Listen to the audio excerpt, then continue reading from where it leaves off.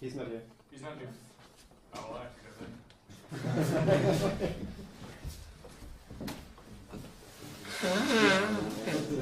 Take mal auf.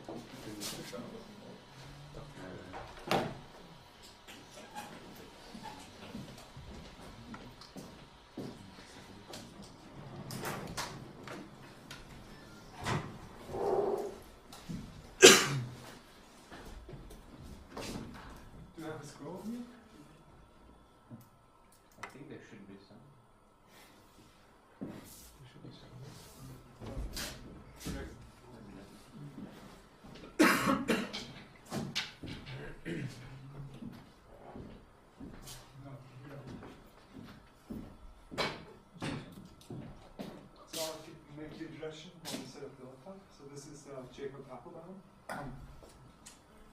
He's one of the co-developers of the Tor project, and he's also a researcher at the University of Washington.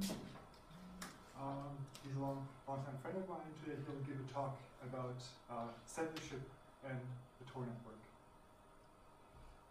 Thanks. Yeah.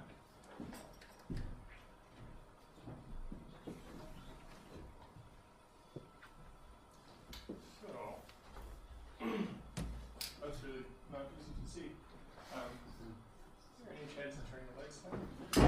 We'll just do this in the dark. Good for talking about anonymity. Great. Much better. Do you guys mind? So is it white on your screen or? It's whiter on my screen, but here, I'll skip ahead. Okay, well, the slides don't really matter anyway. At least by comparison. So the Tor network, I guess some of you guys have probably heard about it. I was really hoping to meet Andrei Pachenko, actually. Sure. But if you guys want to call him and get him to come here, that'd be great.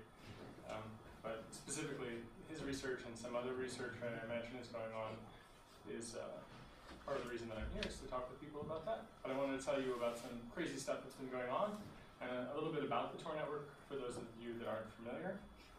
So who here has used Tor? Just raise your hand. Okay, I hope by the end of this talk, all of you will raise your hand the next time I give a talk to you. So, right now, we have somewhere between 400,000 and maybe more users every day. And since it's an anonymity network, it's actually a little difficult to know how many users we have.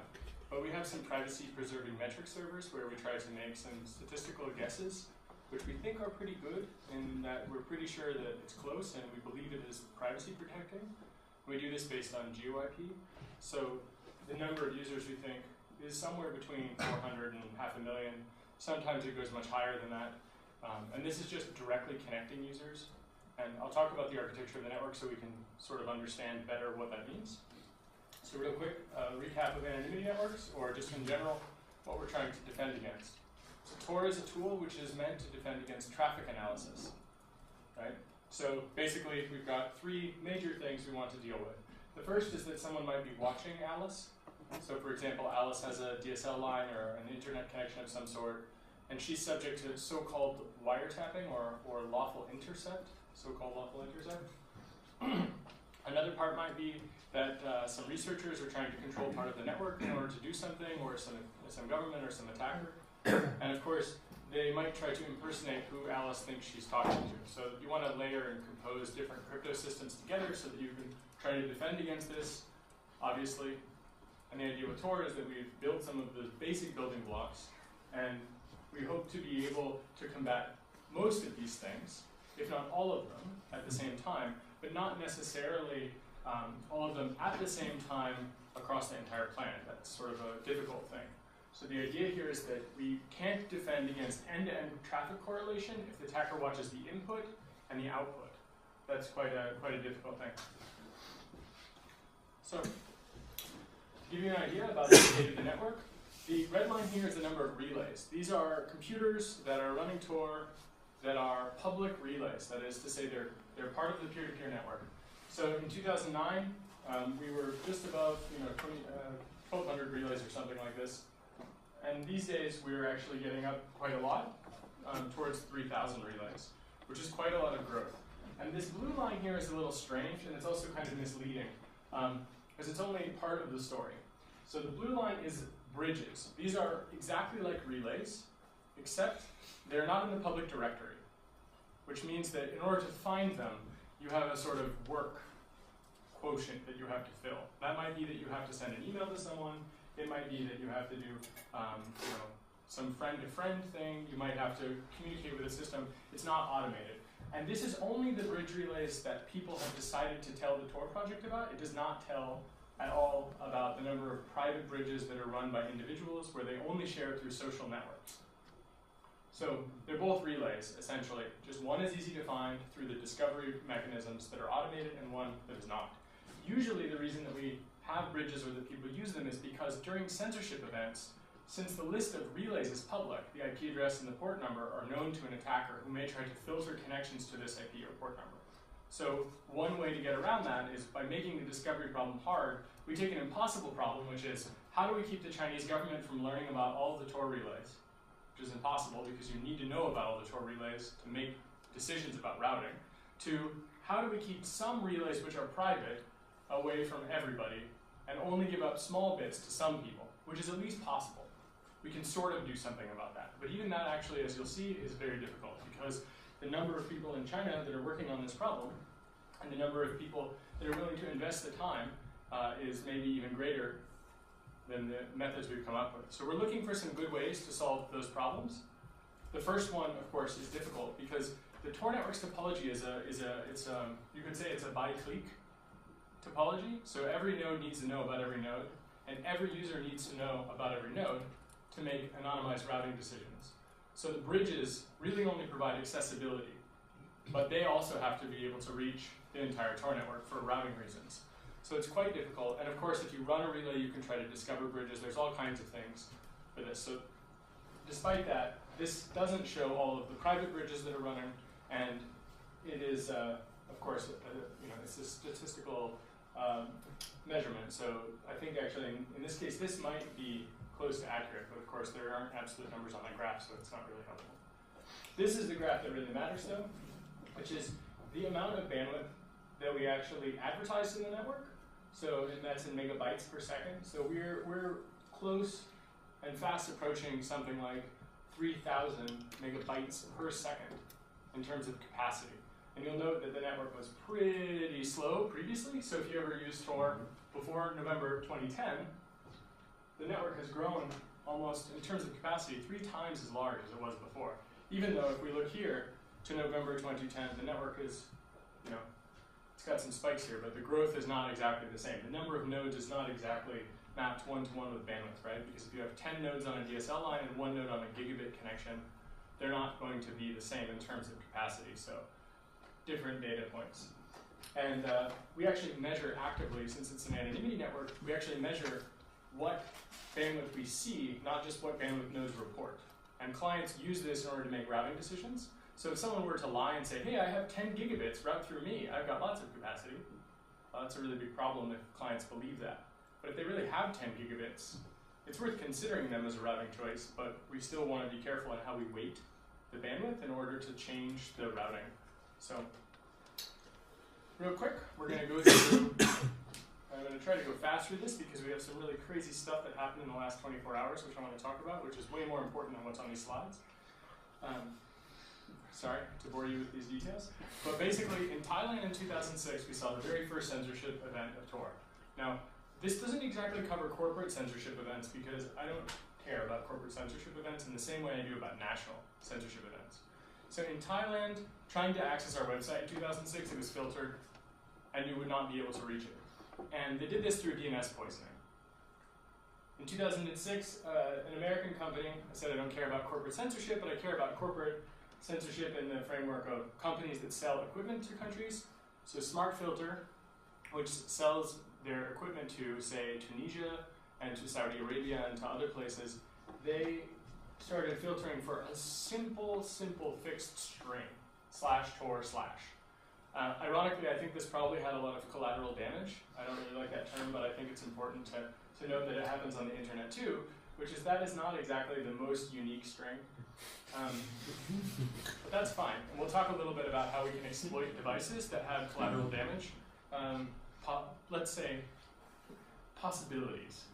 That's probably the best way to put it, right? Because in this case, obviously, that will cause a lot of trouble. And if you have this simplistic classifier where you just look for a TCP string where someone does a GET request for it, /tor/, well, that's not a particularly good way to filter, and it will have a lot of problems. And of course, lots of people did exactly that. So if you see something that claims to filter Tor, it is often the case that they filtered by this. And that's because these directory fetches, that is to say, the way that we learn about different things on the network, those directory fetches were happening over just plain text HTTP. So stateful inspection of that was quite easy. We don't do that anymore. The solution to this particular event, which we should have done in the very first place, but we didn't for a few reasons. This, of course, was easy to thwart. Some companies still think they filter Tor because they do this, and they've never bothered to check, and we're not going to report to them that their product doesn't work. Which is fine, right? So, I mean, an interesting thing there is that lots of companies make bold claims and they don't know what they're talking about, and we're happy to let those people live in a delusional world. So, part of the reason that we don't disclose these types of things also is that there's an arms race that's happening, and it's a pretty serious arms race. And we want to try to control the pace of the arms race as best as is possible. Because there are little low-hanging fruits about censorship, and we could fix every single one of them. But then the next time someone finds a really difficult to change protocol distinguisher, we would be kind of concerned. It would take a lot of work to fix it. And it might be the case that we can't easily fix it. We don't want such a thing to happen. We would prefer we don't say, if someone is using Tor, it's impossible to detect it. Instead, we say, of course people can detect what you are doing on the internet, and of course they can see that you're using Tor, but they don't know what you're using Tor for, necessarily. And Andrei Pachenko aside, I believe that that is true. Gosh, I wish he was here. So that said, we could have fixed this long ago, but this gave us a data point. And the data point it gave us was, are these guys targeting us? And the answer is yes. Are they targeting us now? And we believe the answer is still yes. Are they doing a good job now? Well, who knows? We're not going to tell them. So the same thing happened, of course, in Saudi Arabia in 2007, because guess who sells it to Saudi Arabia? I guess it's on the slides, but if anyone has a guess, it's pretty easy. Fascinatingly, during the Iranian uprising, the Green Revolution in 2009, something really hilarious happened, which is their smart filter devices basically weren't working correctly. So they kicked smart filter out and bought some new filters, which maybe somebody thinks they're home rolled. It depends on which layer of filtering you're going through. But as soon as they did that, the old method of getting directory fetches with that /tor/ started to work again. Because they thought they had it covered, and now it turns out they don't have it covered anymore, or they didn't. Things are a little bit more difficult these days, but the point stands, which is that people sort of treat these censorship systems as if they are perfectly interchangeable, but they don't actually collaborate well. And since they're corporations that are, hiding their intellectual property, sometimes one of them actually has a protocol distinguisher, but it doesn't do something else well. And so instead of composing them, they throw them away and put new ones in, and then the old ones have interesting things that the new ones don't have, which is great. We don't care, but I mean, it's good to know that it's happening. It also helps to fingerprint which devices are which, and of course where they're being used. Am I going too fast? Maybe a little bit? You guys probably all speak every language, including English, better than I do. So I just want to check in, so. I'm okay? All right, great. Awesome. So we needed to fix the fact that there were protocol distinguishers with TLS. There are a whole bunch of really weird ones. But basically, you know, sometimes the serial number wasn't exactly what you would expect, or maybe the time and date on the expiration or creation wasn't what you would expect, or maybe it's not signed by a valid certificate authority because, well, it isn't. So what does that mean? Well, what it means is that they looked at what we were doing, and they said, okay, this is a protocol distinguisher, and we're going to block based on that protocol distinguisher. We've had a couple of these, and the main things that we found are that they like to find protocol distinguishers which are very easy for us to patch on the server side. And then we can upgrade the servers, of which if there's only 2,700, that's really easy. And it means everybody's client that broke yesterday is working again now. So when there's a censorship event, we actually have these graphs where the network will drop out. So I'll give you an example. In June 2009, there was a lot of crazy stuff happening. Specifically, you'll note there were under 2,000 people in early June using Tor in Iran. And in China, there's something like 8,000 to 16,000 people. Well, there's an uprising, which some of you heard about, I'm sure, and all of a sudden everybody realized that they actually did care about this totally obscure problem called traffic analysis. Only they called it privacy, or they called it censorship, or they called it censorship resistance, or they called it getting over the potato wall, which is just a, you know, some cultural thing I don't really understand, but it works. And you see that this is, of course, you know, quite a spike, right? To go from about 1,000 users to go to about 10,000 users in a matter of a month. If you want to, you can look at the news events from this time, and you can see that things are heating up politically and socially. And so there's a correlation here between people who start to care about privacy and the government cracking down by exploiting the infrastructure they control to kill people. And when people realized that that was happening, they started to take their privacy seriously. So usually these graphs, even though they don't always make sense as an outsider, the graphs usually correlate to something that's happening in the country. And if you know people in the country, there's fascinating information for correlation. And I think it was Nadia Henninger, a really fantastic researcher from Princeton, who's now at UC San Diego.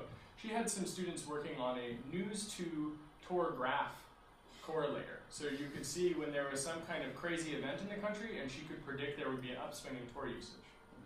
Something like that. I mean, I never saw the results of her work, but she told me about it. And I think it's fascinating, right? Because it gives you a really important data point, which is that the things we do with technology really matter for people's lives every day.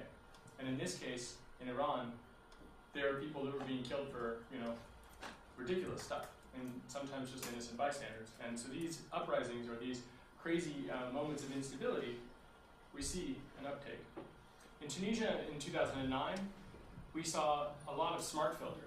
And one of the things that we saw with smart filter was that they would specifically take your DSL line, and you'd get a special personalized filter where only port 80 and port 53 work. Everything else for TCP/IP would be filtered. Now, I didn't have access to too many machines in Tunisia at the time, so it was a little difficult to do analysis on this.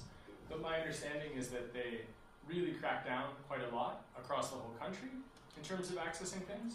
And their block page in their censorship system, it's called Amar 404, which is basically what they call the censorship page that they would receive, or any of the other blocking events that they would encounter.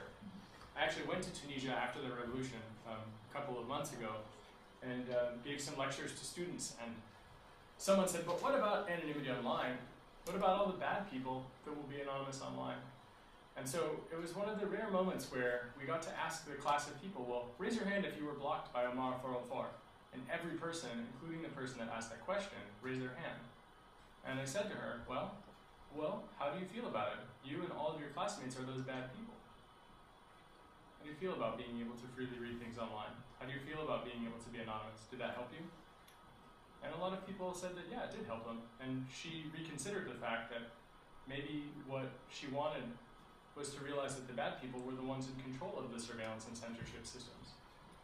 So what about that? Quite an interesting thing. So I set up a Tor directory authority. There are 8 of them in the world. And I set mine up on port 80. And it turns out that smart filters don't work so well. They're not so smart. And on port 80 of my directory authority, you could bootstrap. And so Tor worked in Tunisia, even during the most harsh of censorship events. Really strange thing about Tunisia is that smart filter as I understand it, is owned by, I believe, McAfee. I think it's McAfee. I could be wrong. It's hard to keep all these American corporations that censor people, you know which product lines go where and who owns them. But my understanding is that McAfee was later owned, it might have been McAfee or Symantec, but in any case, one of them is owned by Intel. So by a couple of degrees, the censorship system for Tunisia is run by Intel, and they probably don't even know it.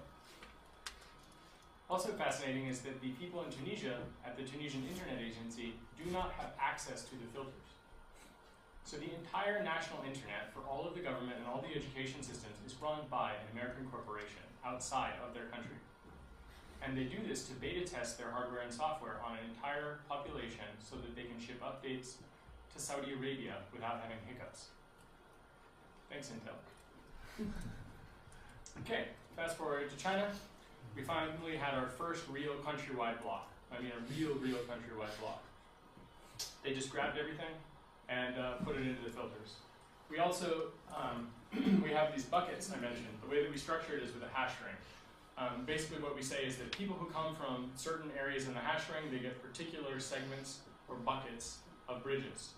And that's how we distribute those IPs. So instead of just having one list you download, if you come from the Tor network, there's a list of bridges you're allowed to learn about. Those bridges, and only those bridges, will be given out to you because that's where you end up in the hash ring. So the Chinese government, or whoever runs their censorship system, went through our bridge buckets as much as was possible, probably with a botnet or something like that, and they hit this page, and they got as many bridges as they could. And they actually depleted about 80% of our bridges. I think it's 10% of which we don't give out at all. Those are what we call reserve bridges. And then 10% which we hand out over social networks. It could actually be 40-20, but I'm not entirely sure about that. Anyway, they didn't get them all. So we were pretty sure they didn't break into the server and get it. We're pretty sure they enumerated it by being users, basically. So there are two really important parts here, which is probably obvious to everybody in this room. Far more obvious than it is for people in other rooms. Relaying and discovery are two really key problems, right? With bridges, we're trying to make the discovery problem possible for people where the censorship does not interfere with their ability to do the relaying component. Right? Relaying is where you pick from a list of servers you know about how you will build a path through the network. And the discovery component, of course, is how you learn about the whole network, but also how you learn about reaching the network. Discovery is a really hard problem to solve when people block access. And that bridges are a partial solution. But as we have protocol distinguishers more and more, this of course becomes quite a serious thing that we need to deal with both of these at the same time. I'm going to talk about Iran later, because in the last 48 hours, there's been some crazy stuff that's happening. I mentioned in this slide here that we tried to make Tor's TLS handshake look like Firefox and Apache. All right, so OpenSSL or NSS, lib, sending the right Cypher suites and all that stuff, connecting to an Apache server that does the right TLS server hello. So it's supposed to look really similar. And the theory is really simple, which is that there's so much collateral damage from blocking SSL that that's not going to happen, right? Because surely if they wanted to block us, they would not take down all of the SSL for the whole internet, right? Well, that's a really interesting gamble, and we'll talk about the results of that in a minute. First, I want to talk about a little bit about the security and diversity. So it is really important that the relays in the network are diverse in the sense that we don't want every single Tor relay to be in one country, probably. We probably don't want them to be run by one group, right? The idea here is we want to compartmentalize the diversity and the interests of the people that run the relays. And just the same way, we want to ensure that the diversity of the users is spread across every domain of humanity. And part of this is because if it is only the FBI anonymity network, well then it's not much of an anonymity network at all, right? So I actually met some FBI agents by bad luck at a networking conference, and one of them said, like, oh God, we don't use Tor, we have our own anonymity network. And I thought, wow, this guy's incredible. No wonder they don't catch more criminals in the United States. They have their own anonymity network. Well, that's funny. Please tell me, could you click on this link? Right, because the only people that are going to click on the link are the people in the FBI anonymity network. And as soon as they click on the link, well, it's not much of an anonymity network anymore, is it? It's just an FBI agent, and the net blocks associated with it are clearly the FBI. because the anonymity set is 1, just FBI agents. Right? So you don't have plausible deniability, you can't even pretend that it's anything other than that. And of course, if you were to automate a system of getting the FBI to click links, well, you would automate a system of discovering all of the exit nodes of their anonymity system. That doesn't mean that you would be able to de-anonymize them and know that it was Agent Dumbass, in the case of the guy I was talking to. But you get the idea, right? You can't have an anonymity network where it's only special people. Because as soon as it's only special people, it turns out that you have sort of changed the anonymity set from possibly anyone in the world to just some small set. And then you have a lot of other social components that really come towards de-anonymizing a user in a real sense, especially if, for example, the system doesn't work as expected. And even more so if they have no, say, actual way to deal with de-anonymizing application layer attacks. Then things really start to get bad.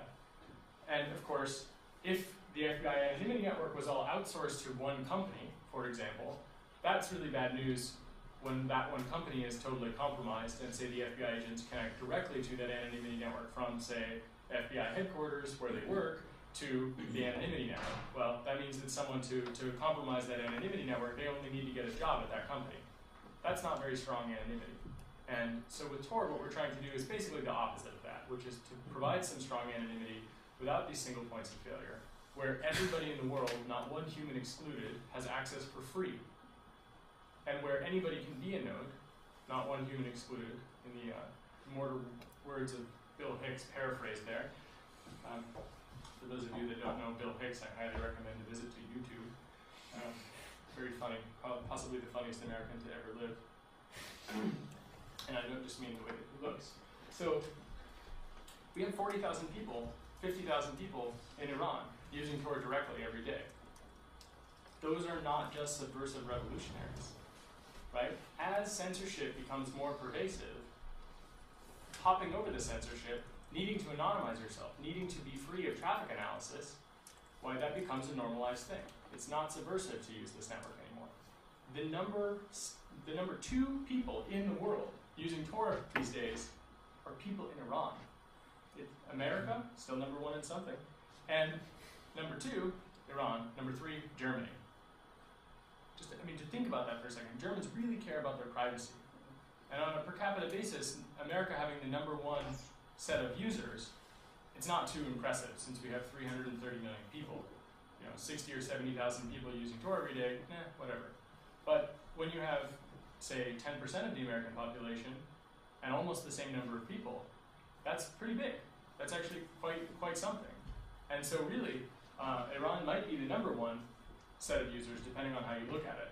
And that is, I think, really important. It's really important because it means we are starting to solve the diversity problem. Now, there's a funny problem from that, which is, who's visiting your website? Well, it might be an Iranian by numbers, right? So we need more people to use it, obviously. But realistically speaking, we're really working on both of these. And the way that we do that is with free software, open specifications, peer-reviewed design, and we make it freely available for everyone. We build it for people. We make it so that there's incentives for people to use it. We think that promotes safety in a good way, and we think it's a lot better than using, say, a virtual private network, or not using anything at all, right? When you surf the web unprotected, that's not a good idea. Like other things, you should use protection. So, here's a basic directory design.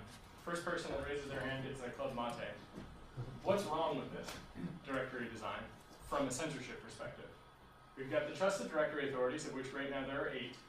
Servers, such as Tor relays, publish their descriptors, that's their IP address, their public key information, and so on, to the trusted directory authorities. The directory authorities get together and they make a consensus. That is to say that they say, I believe these are the relays that work. I've tested these relays. I think that they are successfully relaying Tor traffic. And they push that out to all of the other relays in the network as a cache, so that any Tor client can talk to any relay, any cache, any directory authority, and learn about the whole network.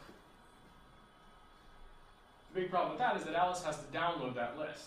So what's the other big problem? What can Mallory do with that list? Anybody? Let's make this interactive. Didn't travel thousands of miles so that people would sit in the darkness. I mean, I did, but don't make it that way. It breaks my heart. so much smarter than I am. Come on, one person, what's wrong with this? This design, right, allows someone to block access by just downloading the list. I already gave it away, I guess. But here's the solution. Instead of talking directly to the network, you talk through a friend. So you have a friend-to-friend networking system. This is the bridge design. This has a similar problem, as we know, the enumeration problem. And of course, it has all the protocol fingerprinting problems. But the basic design is extremely prone to censorship for entering the network, though it has very good properties from a private information retrieval perspective in terms of you have a giant list of things, you want to select K of n of those things, you want to make sure that the K of n you select has not been tampered with by mallory, right? And that's how the directory authorities come in, unless mallory can compromise each of them. Each of those directory authorities is actually located in different jurisdictions legally, in different countries run by completely different groups. So the Tor project, which is a nonprofit that operates the software development, does not, as a company, operate the directory authorities of the relays. Because we don't want to be vulnerable to a legal attack where someone tries to tell us to do something. But we don't run the network. We just write software. And that changes things quite a lot, because it means that what malware needs to do is come up with attacks on the network that are not necessarily based on social things. And because it's free software, we know that if someone were to kill us all in our sleep, you guys could pick it up and take it over and help out the rest of the world in our absence. And as they say, remember, whatever happens, even if there's a videotape, it was murder.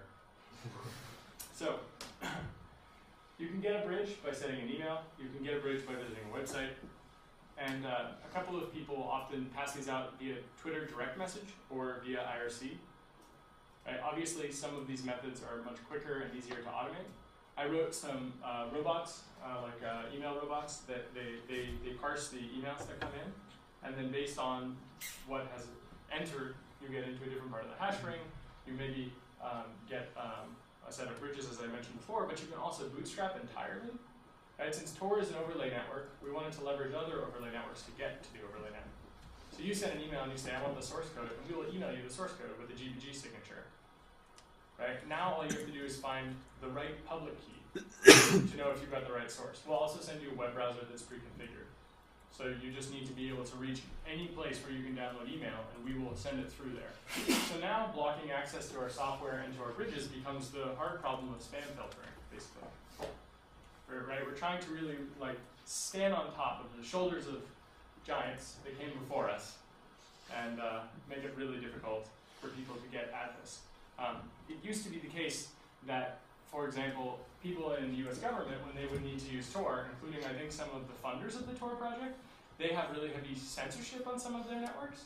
And so people could, of course, log into their Gmail account. So if they wanted to start Tor, what they would do is they'd go to Gmail, send an email to gettor@torproject.org, download a copy of Tor, email get a bridge, they'd add the bridge, and then they would start their Tor browser inside, and they would have bootstrapped entirely through a totally fascist firewall, and they would bypass it. And even if they had signatures for the Tor relays in the consensus, they'd get past it. Now, if they have, of course, protocol distinguishers where they don't block, they just alert, then you obviously don't get past that. But generally speaking, that isn't happening. It happens in a few places.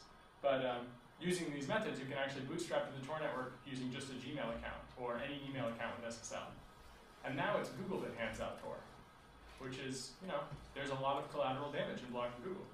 And if you try to do a man-in-the-middle attack on the Chrome web browser when you go to Gmail, it will fail, even if someone has a real valid certificate authority, like a Trustwave certificate authority, for example. So I mentioned this blocking, of course, the directory authority and blocking the IP addresses in the directory and other Tor services, like if you block bridges.torproject.org, or if you found a way to filter that email, it'd be hard. And of course, I mentioned the fingerprint. One of the scary things, I think, of course, is that number 4, which I've mentioned extensively, could actually be like 4A and 4B. And 4B is that in the future, we expect that some jerk is going to download Tor and do backdoor builds. Right? So you think that you got it, but you didn't actually get it. So this problem set just gets larger and larger as the adversaries get more and more angry. It's a pretty serious set of problems. We have solutions for some of them. We don't have solutions for all of them. And if, for example, you work on traffic analysis, we're really looking for a lot of things that fall into category 3. Right? If you know of a protocol distinguisher for Tor, please, for the love of God, tell us. Because maybe it will save someone's life. quite literally. Even though we don't necessarily know for sure that we can fix it, we definitely want to make it so that it's really hard for someone to classify this traffic. And we think we're doing a good job of that, but the only way we know is when people, especially in the research community, say, no, you did a bad job at that. Here's how you can do a better job. And we're also looking at steganographic transports, especially during really, really bad censorship events.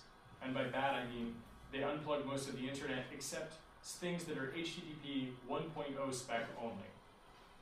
Well, we need an HTTP 1.0 steganographic transport where you have something that is the equivalent of a bridge, only it only speaks HTTP 1.0, and you make connections to it, and it transports Tor. Those are really difficult problems because it turns out that steganography is really difficult to do right, and it turns out that if you think you're doing it right, you're probably still doing it wrong. So if you can help with that, or if you know people that can, this is really an open area of research, and sometimes we even have funding for this kind of research. So it's not enough to quit your day job, but it's enough to, I don't know, maybe you want to get another one, I don't know. So here's what the censorship actually looks like. If we look in the upper left-hand corner and the upper right-hand corner, you can see there's some kind of funny stuff there, like, bomb, site is not trusted, don't go there. And I think that's like a coffee machine in the other guy's hand. On the left-hand side on the bottom, we see that that's the Kingdom of Bahrain. In the middle, that's the Sultanate of Oman. This is actually a web form, which you guys will probably really, I don't know, you're kind of a tough crowd, so maybe you won't laugh at this, but this here is, it's a form where you can fill it out and say, I'm sorry, there's been some mistake. You guys are total fascists. And I agree with that, except for the part about filtering this single website. Could you unblock it? Anyway, it's worth a shot. I sent them, I submitted the form. I have a friend in the Sultanate of Oman who, I use that term in the very American sense, like Facebook friend. He was willing to submit this, so he put my email address in the website, and then put in a comment saying like, hey, this site is blocked, and that's an accident. And they sent an email, which was very funny to me, and the email was base64 encoded. So that meant that they could put torproject.org into the body of the email. And the censorship system would not do a bidirectional TCP reset when it saw the string torproject.org. So what does that tell you? It tells you that even the people that run the censorship systems are behind it, and it also tells you that you can defeat their billion-dollar censorship system with base64. Anyway, they sent me an email later saying, no, we are not going to unblock that. No, it was not an accident. Nor is it a mistake. And then in the back we see, this is Saudi Arabia. Here we see some more. This is an example actually of the social aspects that are standing behind. So on the left bottom side we have Kuwait. Above that we have another Saudi Arabia. Above this we have the United Arab Emirates. And right here, this gem of a censorship page is in Qatar. So this is, I think, one of the most fantastically offensive, hands down, just downright dirty censorship pages you'll ever see. And the reason that it's so bad is because they pretend that it is not malicious activity when they censor your right to read or your ability to speak freely. They say, gosh, that's a mistake, huh? God, whoops, right? What they're trying to do is condition people into not understanding how the internet works and then telling them, oh my gosh, who would have thought that that would be blocked? And this guy in military fatigues, and just like, hey, just so you know who's in control, this webpage has been blocked. Maybe because its content is prohibited. And you're supposed to think about it in the social context, so I have made a mistake, because they are right.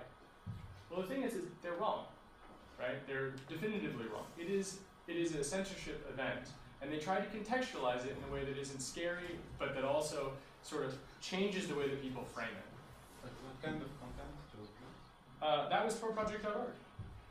So just to be clear, this isn't, I understand that lots of countries are particularly religious, even more so than America, which is hard to imagine. and fine. If you live in a country where people have imposed this kinds of censorship on themselves, I think it's a violation of the United Nations Declaration of Human Rights. I think that it's wrong. I think maybe there are people there who should be able to choose otherwise. If you want to censor yourself, you can do it at your end workstation. And I would even understand maybe if it was just pornography. But this is not pornography. I mean, I know that's a matter of artistic creativity and taste and so on, but this is about an anonymity research network, right? This is, I mean, it's very clear what they're saying. What they're saying is, we have the right to spy on you without reservation. And if you try to use any technology whatsoever to get around that, well, we'll block that technology too. Your math literacy is illegal here. Your ability to hide things is something we want to make crime. Now, of course, you don't get arrested for this, but I have heard that when you have too many of these, you might get a visit, or you might get special treatment, depending on which country you're in. I mean, it's pretty serious, right? Like in places like Syria, what they do when they find out you're doing something on the internet they don't like, they send a death squad to your house and they kill you.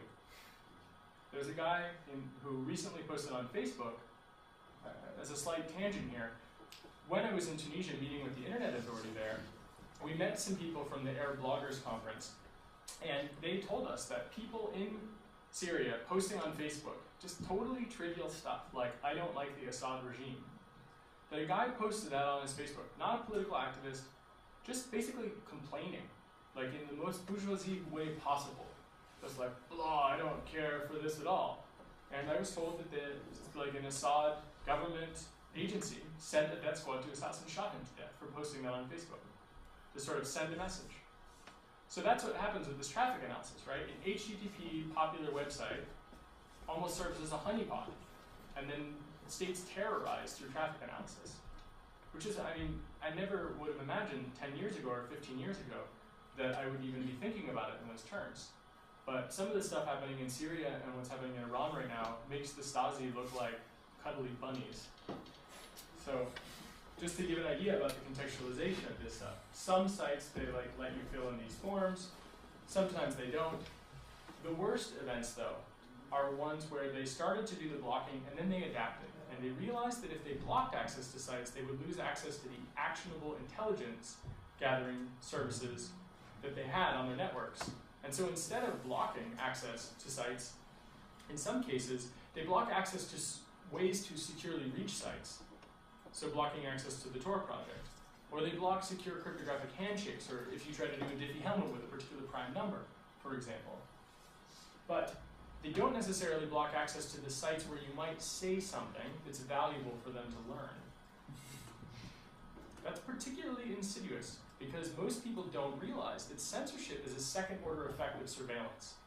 So what that means for anybody that didn't grab that, because it's a little bit obscure the way that I framed it, is that if you imagine it as a tree, the tree from which all of this comes is surveillance. Censorship is just an effect that falls out of that surveillance.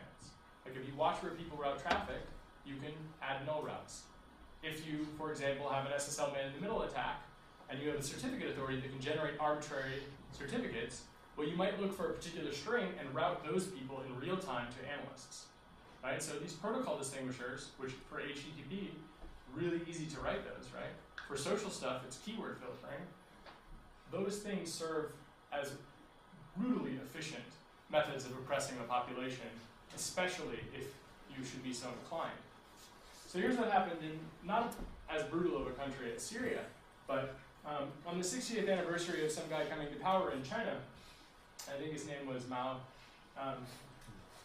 we went from 10,000 Chinese users to almost 0. And isn't that graph fascinating? How there's a little hiccup? That's not an error in our data collection. That is, in fact, an error in their censorship system. Right? So we went from 10,000 users. Maybe we saw a little bit of a beta test around September 20th when we saw that little dip, right, where they tested it. And then September 25th or so, down, and then around October 1st, again. There were a lot of things taking place there. That was where they pulled in the list and blocked. Here's what happened the next day. I went to China. Before this had occurred, we knew it was going to happen. I went to China and I taught people about how to use bridges. And since they didn't have stateful machines for doing packet inspection, and they only were doing it by IP and port number, well, check that out. We went from 10,000 people on my server to about 30, 40, 50,000 people the very same day. Because we taught them, you don't have to download a new piece of software, you just need to give it an IP address for a bridge and a port number, and then you're good to go. So we had almost nobody using it, and then when they needed it, they got it. Right? So people who previously Can you imagine trying to, 10 years ago, tell someone, all right, you're going to have this anonymity network, and you're going to use it to reach things called websites, and to communicate with people. And someday, there's going to be a government that's going to block access to your anonymity network. And on that day, you will need to take an IP address and a port number and plug that into your anonymity client, and then it'll work again. And so you need to have friends outside and inside, you need to run computers yourselves or something, and you need to solve the bootstrapping problem by solving the discovery problem socially. Look at that.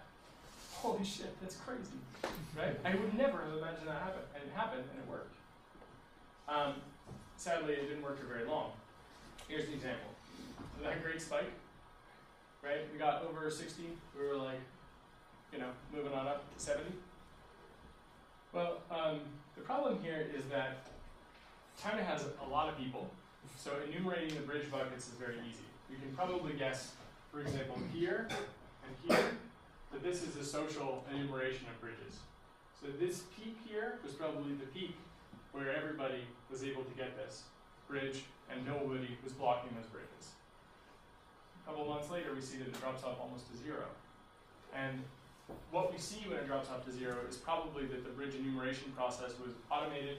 They automated it in a way where we couldn't tell the difference between people enumerating the bridge buckets and people who were real users. And so every IP everyone would get, it's almost as good as a protocol distinguisher, right? Turns out if you want to solve a problem that has to do with China, don't try to beat them in manpower. Good rule of thumb. Right?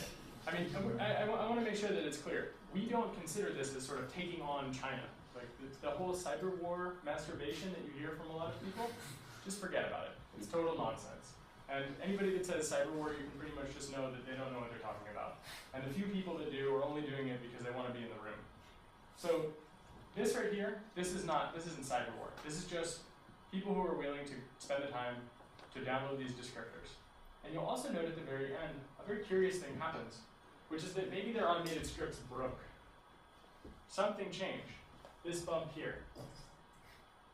And we think what changed is that they are switching to a different method, an automated stateful classification engine for censorship, where they are actually taking the connections that are going through and saying, is this a candidate? Yes. Shunt it off to another ASIC, shunt it off to another router, and take some time to do something with it, right? And in some cases, it seems like maybe they don't sync up their lists properly. And it's important, when people talk about China, they like to think about it as the Great Wall, right? So you've got this wall, and you can't get out.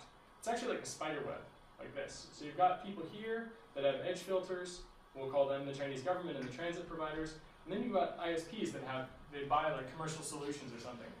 My understanding is that the situation for censorship goes something like this. The people at the ISPs get a phone call from the government says, don't embarrass us.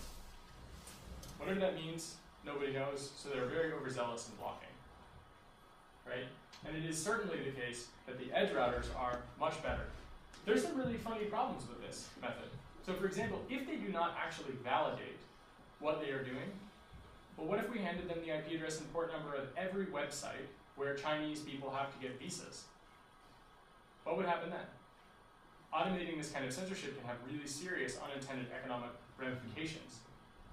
So I'm sure half of you have caught that now, right? That's a pretty serious problem. So automation of this, I think, is a fascinating thing. If they automate certain kinds of censorship events, they may accidentally block wide swaths of the internet that are actually important. And until China has really replaced every single thing that people might need outside of the country, these kinds of blocking events are pretty serious. They can make a big impact. And the active probing stuff, which I'll talk about in a bit, it looks like they forked our client, our Tor client. And so they classify it, they determine if it's a Tor client, and if it's a Tor client, they launch our software to try to do a handshake, and if it does do a handshake, then they classify that connection as Tor and then tear it down. Anybody want to make a suggestion about what we could do with that? That's a pretty fascinating thing, right? So one of the things is that they use an older Tor client, and we've had bugs in it. What's wrong with this picture?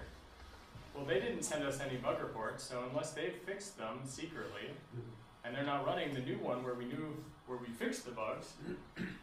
That's pretty hilarious on a number of levels. So for example, maybe we can get them to burn a lot of CPU time and get their filters to melt down. Just a thought, right? I mean, there's all kinds of crazy stuff you can do. I mean, especially when you control the literal software running on their filters and their probing devices. Crazy stuff, right? Did you make the initial change very long? Maybe take 5 minutes or so to look at one user and then just like average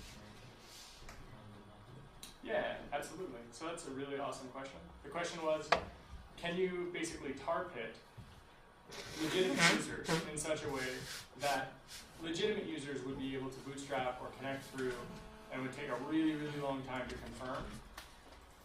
So attackers probing wouldn't be able to do much with that. I think that's a really good question which deserves a design paper maybe. I'd love to talk with you afterwards, because that's exactly the kind of thing that we need to think about. One interesting problem is that, for example, in Burma, the government actually bought blue coat devices that do full SSL man-in-the-middle attacks for everything. Sometimes it's turned on, sometimes it's not. So in that case, they just go scorched earth. That's really hard to deal with, because if you have a whitelisted internet, as is sometimes colloquially called, what do you do about that? Well, you have to get sites that are running these okay whitelisted services to run a bridge. That's a way harder problem than just running a bridge anywhere on the internet. So, I'm going to jump back in time here. I love this story, and I hope that it interests everyone. Square root of 2. It's an irrational number. It used to be political to say that the square root of 2 was an irrational number. And as a result, there was a man who was drowned for saying this to the Pythagorean cult, who did not believe that there were such a thing as irrational numbers. And so they killed him. The reason I mention this story is because history is repeating. You see, in Iran in 2011, they took the P that we used from a Diffie-Hellman handshake, and they banned it. So if you were to pass in a TCP connection, specifically in a Diffie-Hellman, but probably in any TCP connection, this magical number, which by the way is specified in an RFC, we are apparently the only people that read the RFC and decided to use that safe prime. Oh, the pains of standards, right? So that prime, which if you look online for a prime number, which is safe to use, that safe prime is verboten in Iran. And if you use that, your connection will be torn down. Crazy, right? Right, so people are trying to use mathematics to communicate how the world really works. And just like in Greece, they're being punished for it. Right? Obviously, it's not happening in Greece anymore, it's happening here in Iran, because people are asserting their control about their worldview. And their worldview involves being able to spy on everyone. And using math allows people to resist that spying. And so they banned this prime number. So what do? Well, we thought about using a different prime number. So we did. We now use a prime number from a very popular web server, which is much harder to block on that. If you use that as your distinguisher, then you block every SSL connection for the Apache web server, really, actually this time. And I wrote some code that dynamically generates a safe prime. So if you want to, use a different prime every single time you start up. So there's some guy there that's searching for every prime in handshakes, adding them slowly. And he maybe doesn't know, or maybe she doesn't know, I don't know. But adding them won't matter. Probably you're not going to pick the same prime twice, I hope. If you do, well, we've got bigger problems, I guess. So it's a server-side parameter. So what that means is that it was really easy to fix it. We had a block, and I think less than 24 hours later, we sent out a patch. And after that, everybody was back. So we had a drop that looked like that. Right? Those red events, are any of you guys familiar with the incredibly brilliant researcher George Kinesis? Mm-hmm. Yeah, some of you are? Okay. He wrote the code here that basically says, hey, that looks like a censorship event. And so those red marks are where we have some classification and censorship occurring. And that bottom out is, of course, where this occurred. So in this case, this is exactly the event. This is where they filtered the prime number. If I recall correctly, that's what this is. So we went from 12,000 users close to 0. Interesting question here also is about anonymity networks again. if you have a filtered internet connection, you're clearly part of this chunk of users that is now blocked. What special part of society do you have to be in this chunk of people that is not censored? Right? Do you see where I'm going with this? So now we know that people who filter the internet maybe don't filter themselves. I don't know for sure, but that is quite an interesting thing.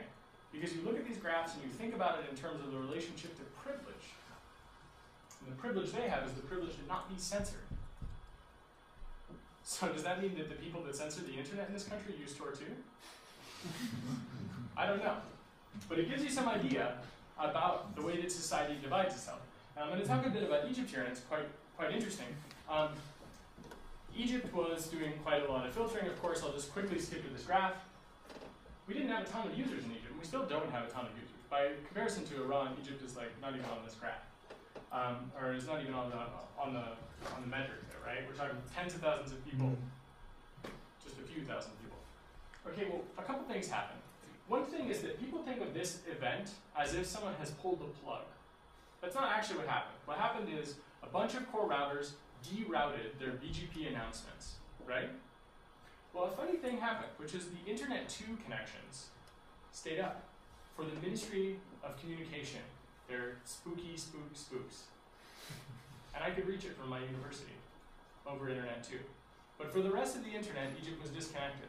So the Library of Alexandria, which had a leased line, some banks that had leased lines, they stayed up.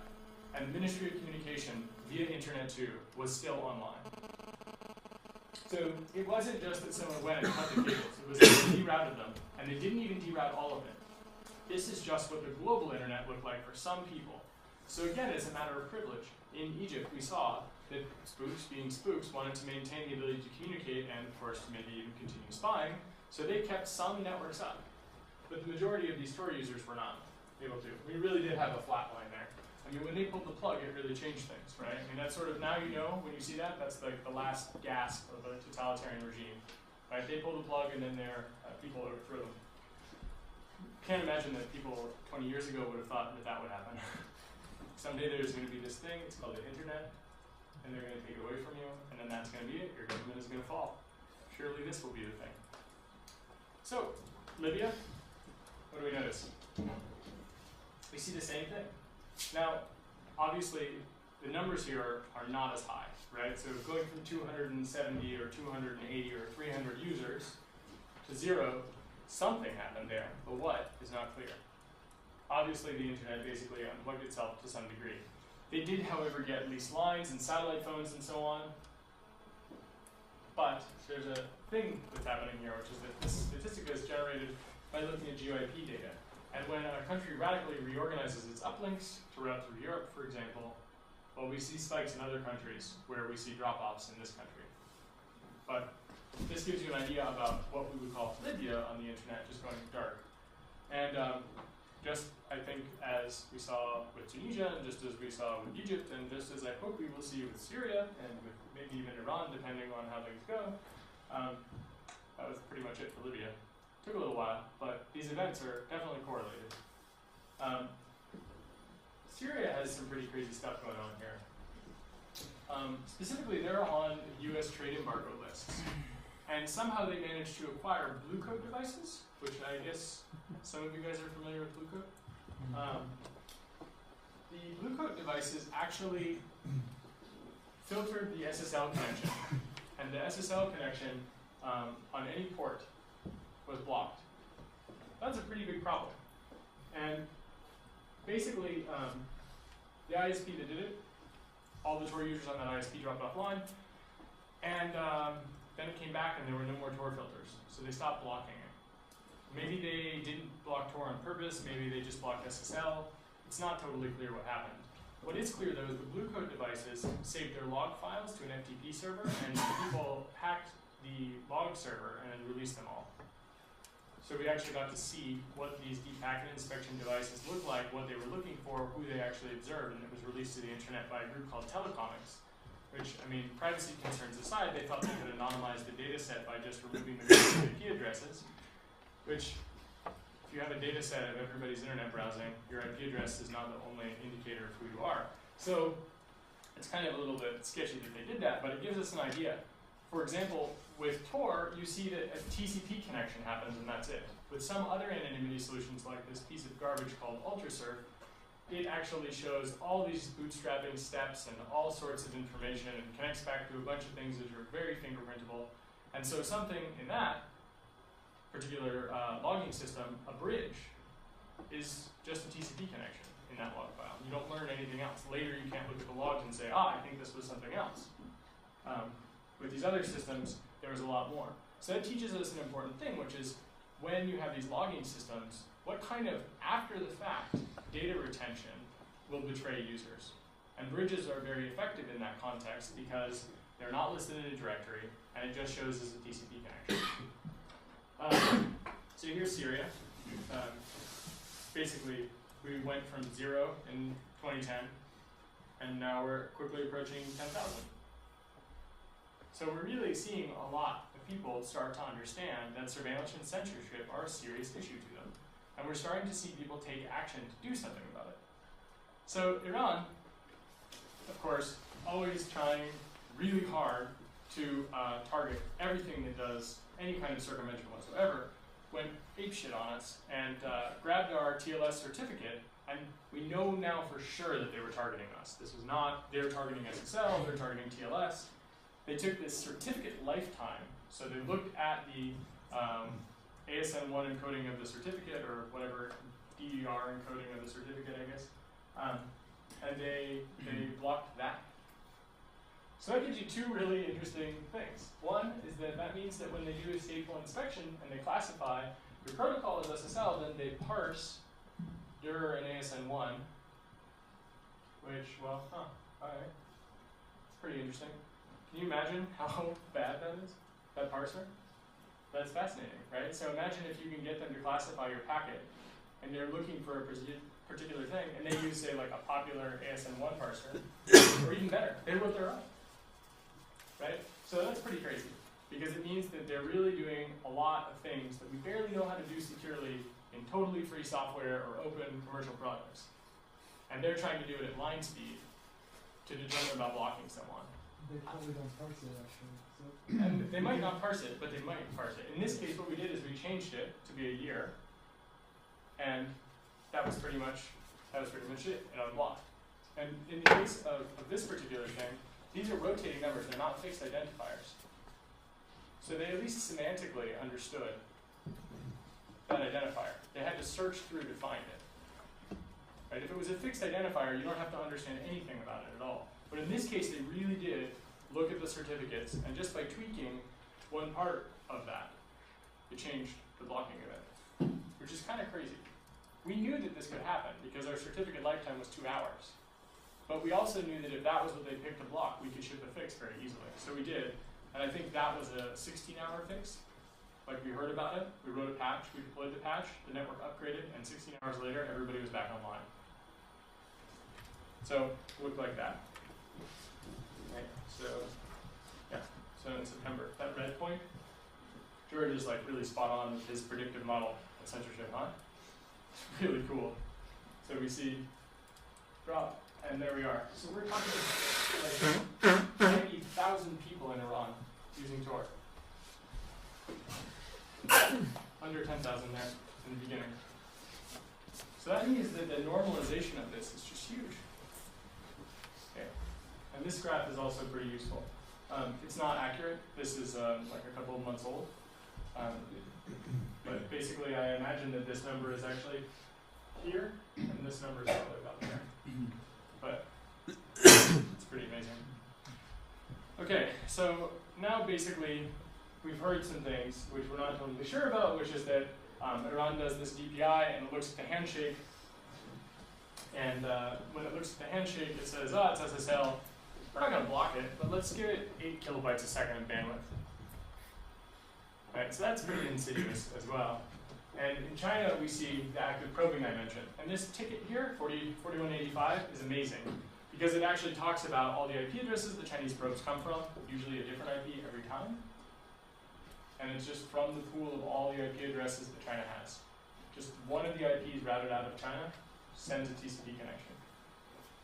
Because if they control the edge, they can take everything that's behind their routers, and they can use those IP addresses and do man in the middle, so they can impersonate every person in China that has an IP address, and then do probes from them. And as of yesterday, a pretty crazy thing happened. And this is like totally new, actually, that this has occurred. And I mentioned that we had a sort of bet, right? And the bet was that if you were to block all of SSL, then yeah, okay, you'd get Tor 2. And no one would do that, right? As of yesterday, Iran has actually done exactly that. So if you try to go to encrypted.google.com, you can't. The TLS is just straight up filtered. That is amazing, because it means that for all of the encrypted services that Google offers, that's it. You're done. You can't reach them. But it's for every TLS service on the internet for some ISPs. Not every ISP. So we're back to, of course, the discussion about privilege. But that's quite an incredible thing, because it means that just basically one day they went dark. That's pretty close to unplugging the internet, right? Because a lot of things that people use are no longer usable unless they go plain text, or unless they use a steganographic transport that uses a plain text looking protocol to transport encrypted bytes, or unless they do something else. So one of the things that we're doing now is we have a thing called obfs proxy, or obfuscated proxy, and it's a kind of super encryptor, and it's specifically designed so that when you connect to a Tor bridge, so we're taking it a step further. You've got a bridge, so you have a discovery problem. But now this bridge, when you talk to it, it's not just a normal SSL connection. Now it's this obfuscated SSL, or rather encryption, and then you tunnel your SSL traffic over that, so your normal Tor connect, and then you break up the packet sizes and you run it on any port you want. And we try to make it as difficult to classify as possible. We even allow keys for shared secrets, so that the general problem is harder to classify in some cases, but the keyed problem is even harder than the general problem. And this is free software. Unfortunately, we weren't exactly ready for this to happen. So we don't have, for example, every possible client built.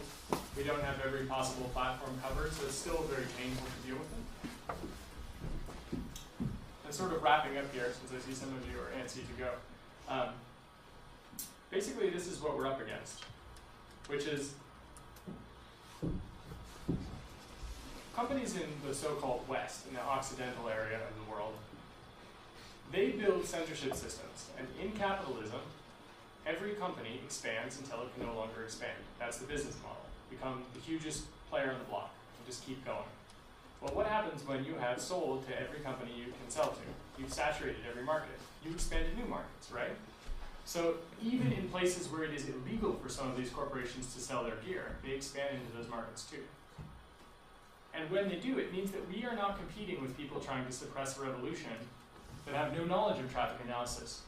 We are competing with Californian engineers who build rules and do traffic analysis and use IDAPRO and reverse engineer our software and are part of the academic community. And those people sell their solutions, just like they sell guns and bombs. And they sell that equipment to these other countries, even sometimes in the face of international law. And those systems are what we're up against. That's a losing battle for people in those countries. Just like it's a losing battle when they're fighting with sticks against like a Tomahawk cruise missile. It's not going to go well. And the surveillance systems that are being sold there, those ones by these companies, Bluecode, SmartFilter, WebSense, Nokia, Cisco, right? These companies like Cisco actually had slides where they talked about using their gear to find unwanted minority religious groups in order to wipe them out. Does that sound familiar? Anybody here remember Deutsche Homeland, IBM? Right? Their tabulation machines? Their tabulation machines were how they were able to do things so efficiently with the Nazis. And I'm sorry to Godwin's Law my talk here, but it's really important to note here. When you build a tabulation machine, it is neutral. It is a tabulation machine. When you install it in Auschwitz, and you fine-tune it to make sure that it kills Jews at, say, a rate of X per hour, it is no longer neutral. When you provide support for the Syrian military to crush an uprising, or to the Chinese government to find a religious population, like the Falun Gong, for all of their faults, they're still human beings that have a right to live. when you do that, you go from being a neutral technology company to being an enemy of humanity, and you go from a neutral business to someone who's profiting by spreading crimes against humanity. And when that happens, you're my enemy. And that's bad news for you. So we're working on fingerprinting these guys so that we can hand it over, for example, to governments that want to take these companies to task for doing human rights violations as a business model, for giving support, right? It's not like selling a truck. When you send engineers into Syria and you help them to refine their surveillance systems, you are really working against these people that are there, and probably doing so in some cases against international law, European law. Right? If you wouldn't be allowed to sell them weapons, it's probably not the case that the surveillance systems are better.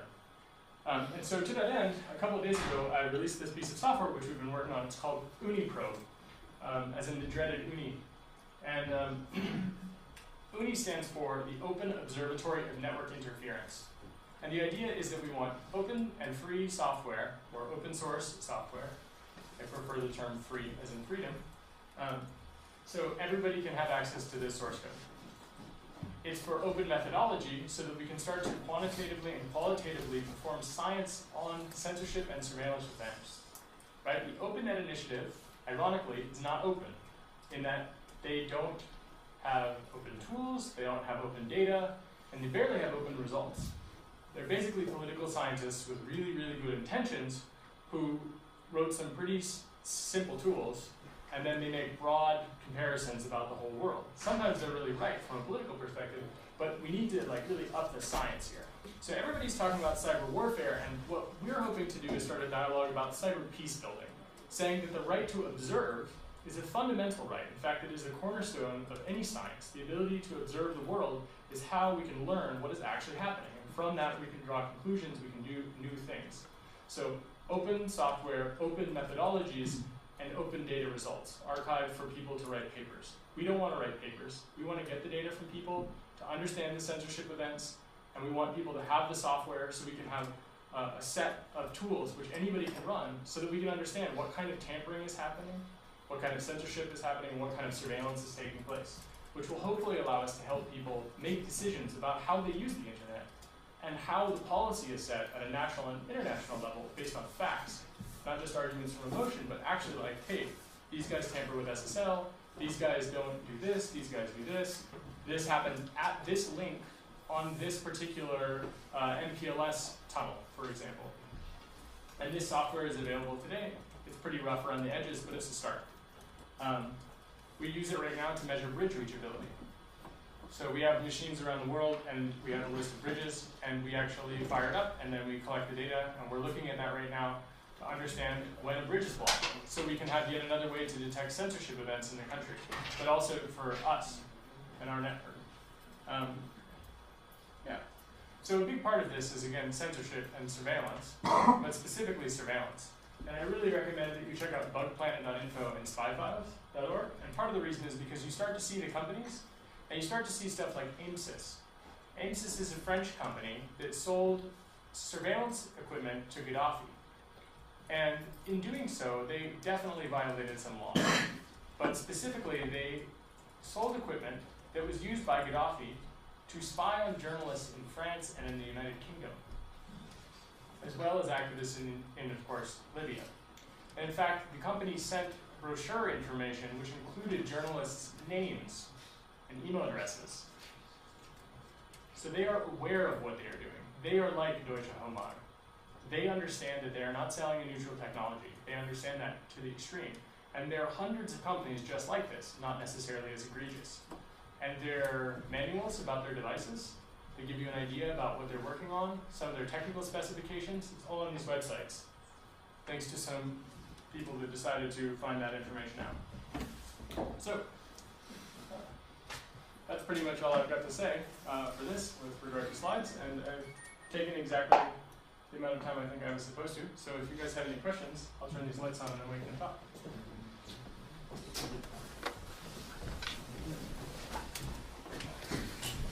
Sorry if you're really depressed now. But the good news is that we can do something about it, right? That's the really positive message that I'm trying to tell you.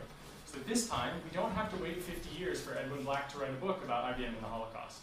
Now we know. And in fact, we are building technology that's going into some of these deep packet inspection machines. We are living in countries that exports these things to places where people have no hope of evading them.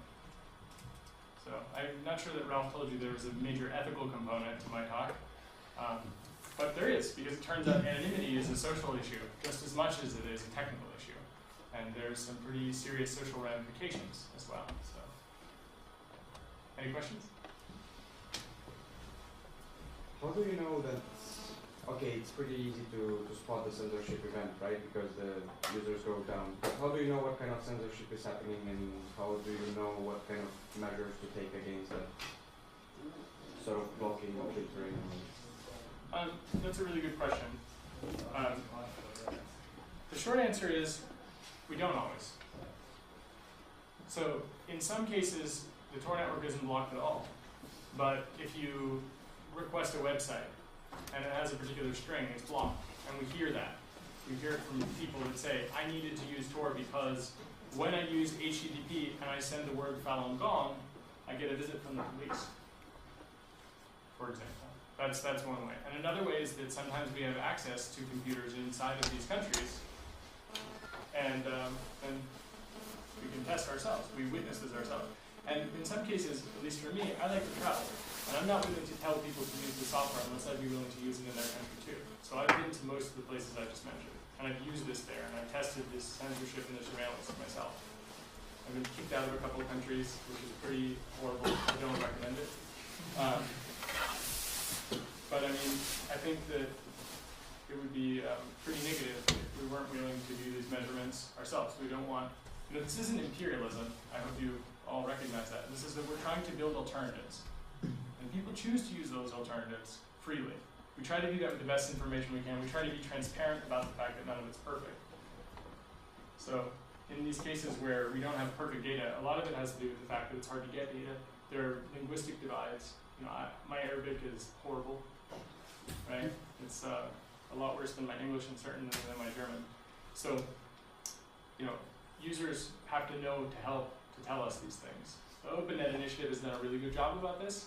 They usually have contacts with people on the ground there. But the sad thing is that they don't necessarily have the right tools. So the data they get isn't as useful, right? They couldn't tell us there's a particular protocol distinguisher and this is what it is for these ISPs. So there's some trade-offs there. We'd like to have more people in more countries, but we're also cognizant of the fact that we don't want people to be executed for being spies, right? We want to push that we have the right to observe, but that's a hard thing to push. So when people are willing to come forward and to help us with that, we're willing to work with them to the degree that we can. But there might be risk. Like in Syria right now or in Iran, I think it is a life-threatening thing to contact us. And I would not really encourage people to come forward to do that, because it's a very scary time and in a pretty scary place for a lot of people. Earlier, before I came to this office, I actually talked to someone in Tehran, and he was saying that this weekend is going to be a big uprising, and so the government, in order to stop the uprising on the 13th and the 14th, that they are doing preemptive arrests and other things like this, right? And so this guy telling me that at a time of national emergency, I mean, what would the besieged militia do to him? These are the people that shot that girl Netta in the heart for being near a protest. So it's pretty serious and quite scary. And that means that sometimes our intelligence, if you want to call it that, is not spot on. But in the case of Google being blocked, this is a really useful thing. They have a public traffic report, and when they have graphs that go like gigabits per second to 0, but only for SSL, and we hear that all of SSL is blocked, and when we hear that Tor isn't working and our graphs start to go down too, without having talked to a single person, we can observe in a privacy-protected way, ironically, and we see that, in fact, there has been a censorship event. We don't know every detail, but we believe it's Huawei, the Chinese company. They appear to have exported quite a lot of equipment to Iran, and so you can thank them for these censorship events. Yeah? So you're mainly concerned about drops in usage, but aren't you concerned about spikes in usage? Spikes, as in a lot of... You could, for example, have a botnet which just imitates usage, while in fact nobody is using it. Well, I'm not really worried about that. I mean, if you have a botnet, you have better things to do with your time. Yeah, but the government could rent a botnet so that the graph looks good for you, actually. It's possible that that could happen. It seems like if they had a botnet, they would be better suited to just try to take the network out. Right? I mean, it could. Like, for example, if the government rented a botnet running in their own country, that would be kind of strange. Would you just like DOS all the authorities? Yeah, exactly. Or that's authority. Yeah, I mean, you're not giving away any secrets there, right? I mean, the problem with a centralized design is centralization. I mean, it's a huge problem, right? If the directory authorities go offline, if we get denial of service, it's a serious problem. And that costs like what, $20? Yeah. For a weekend. For example, yeah. So it's a pretty big deal. We're working on trying to make sure that our directory authorities are not just run by trusted people in diverse countries, diverse geographic locations, but also on links that are like 100 gigabit, able to deal with distributed denial of service attacks. It's actually a really hard problem to get those links for free. If you happen to know anybody that would like to donate a link like that to us, there are some people that run those 8 directory authorities they would like to talk. I'm one of them. I actually run my directory authority out of my pocket, so if I got an 80 gigabit per second denial of service attack, I'd be paying for it personally. So there's some trade-offs with this design, but we think most of the trade-offs are worth it because it allows us to make different trust decisions, for example. In a totally peer-to-peer network without directory authorities, Sybil attacks are much worse. They can cause more problems. Like a total free route design has other issues. So we think this is good. Luckily, we're not the only game in town, which is to say people use VPNs, they use open proxies, there are other things like Yop or John Doe, there's stuff like ITP. Now, whether or not those things are good at what they offer or what they offer is useful enough, it's up in the air. But luckily, the censors obviously take their time and pick all of these things as what they need to fight, and not just Tor. So hopefully if they get a botnet, they'll try to take down the world's VPN systems first, but no, who knows about that. Yep. Yeah, you mentioned maybe look like changing the traffic that doesn't look like Tor anymore. Aren't you afraid that sensors are going to start blocking what we don't? Yeah, so it is definitely the case. The question is, are we afraid that sensors will start to block traffic they can't easily categorize into something? So for example, this is definitely not HTTP, therefore it's something we don't want, therefore we should block it. Fear is not the word I would use, it's just a matter of time. That's going to happen. It probably already happens for tagging traffic, but we don't know. Right? There's no way to close that feedback. And yeah, that's a big concern. And when that happens, we hope that we'll have a steganographic transport that has been peer reviewed by the academic community, and that we figured out a way to use it in a safe way. I think that's really hard to do. Really, really, really hard to do. So if you are interested, I think we have research funds actually to do exactly that. Try to research steganographic transports for free speech and anonymity. So if you are continue to ask smart questions, if you're looking for funding, I don't know if we have any, but I think that's actually an open research problem where maybe the National Science Foundation or other groups has put money into understanding it. So if you just want to work on research, you don't want to think about all the rest of the stuff, that's an area of research which needs a lot of help because steganographic transports are really hard to do and even harder to know that they work. So, yeah. How do you think about this scenario of having censorship on the last mile, like the end of the last node start snooping traffic and say, well, I will be a censorship that I will be part of the Tor network as well. You mean like an exit node that would block access to say porn, for example? Or I don't know, not porn, but I don't want you to know how like human rights sites or communications. I just so want like to snoop. Like a Sybil attack? Yeah. Like the Chinese government spins up 1,000 nodes, they're all exits, and if you try to go to any Falun Gong site, it doesn't work. Yeah. Lucky for us, our design takes that into account. So, to a certain degree, right? Nobody has good solutions to Sybil, right? Sybil is a big problem. All of the Sybils, right?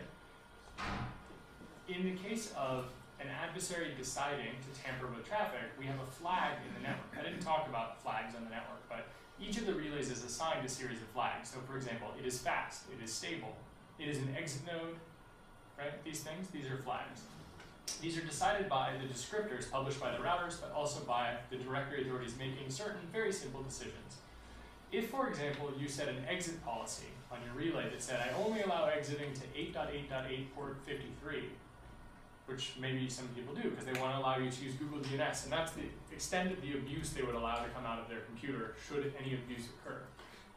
In that case, the client actually solves constraints. So when they build the first circuit, one of the flags you need to have is called a guard flag. And about 10 or 20% of the network has a guard flag. So you pick that, that's your first hop, unless you use a bridge. And the second hop, basically everybody can satisfy the constraints for that because first hop, third hop exits the network, right? So the first one knows where you're coming from. They maybe know who you are by your IP address. They know your TCP stack, for example. Maybe they can fingerprint the time on your computer.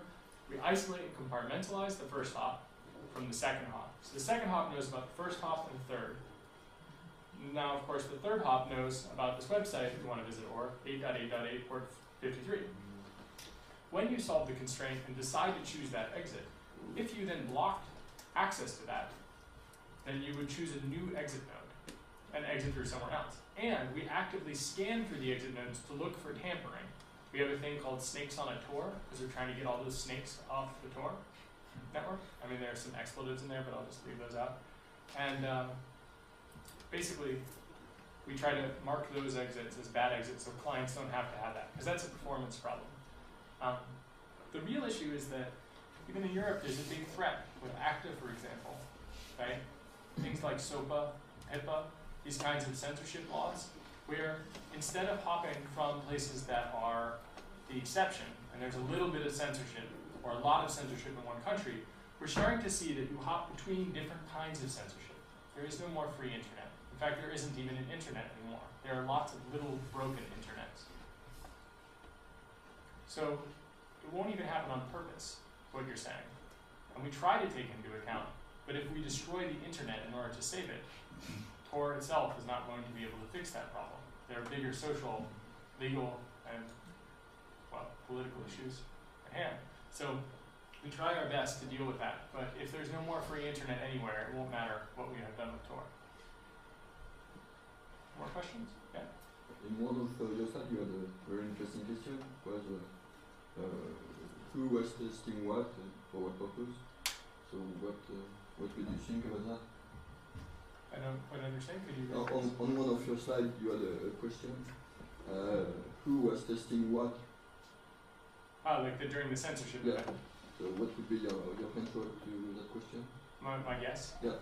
Well, if I had to wager a guess, what I would say is that people who do censorship, they do it as a job.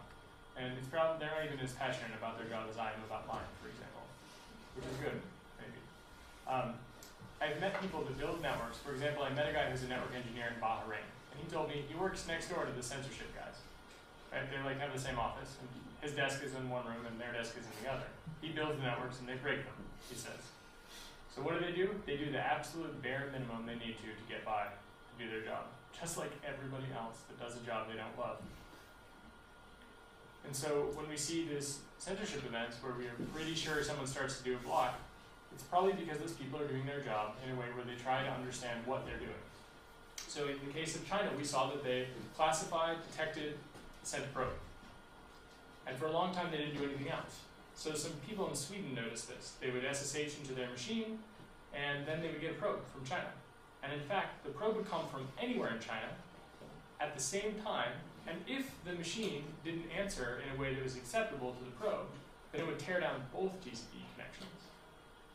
That's pretty crazy when you think about the amount of state required for that to happen, and the amount of, just generally in a packet switch network, or the amount of view you have to have. It's pretty crazy. They went from watching and probing, so they went from nothing to watching, and then they went from watching and blocking in a not connected way to watching and blocking now in a probing sense, and then they went from that to watching, sending active probes, making sure that it meets the classification, and then tearing down the connection, and then doing that for everything that they see, and then they backed off a little bit in China, and now they're back to doing the probing teardowns again. So I think what they're doing is they're tuning to make sure that they only get what they want, and they're looking at their data sets, and they're making sure that they're not, for example, wiping out the sites of all of the Visa places where you would like apply for a visa to leave the country to go to another country, not visa the credit card company. Right? So there's a kind of fascinating thing, which is you can see they're tuning them. I mean, it's like someone tuning an engine. And the traffic patterns for the network allow us to see that tuning. But this is just, I'm just pulling that out of my hat. We don't know for sure. We can see other things outside of the graph that tell us that we think that is a reasonable guess. And in some countries, we actually, like I said, have access to computer systems, and we can test both sides. And that allows us to get packet captures, for example, on both sides. And that's really useful because we can tell one side definitely received a TCP reset, the other side did not. We know that if we make a TCP traceroute, for example, that if the TCP traceroute, okay, so this is actually kind of a cool trick, which I don't think I invented it, but I certainly use it all the time, and I didn't know that anyone else had done it before. So let's say you have it's a real chalkboard. That's incredible. Right? So, the fancy ones that the UW has. say what? No, sorry. What? We haven't built the new ones that the UW has, the smart. Oh yeah. The university where I work has different ones. Okay, so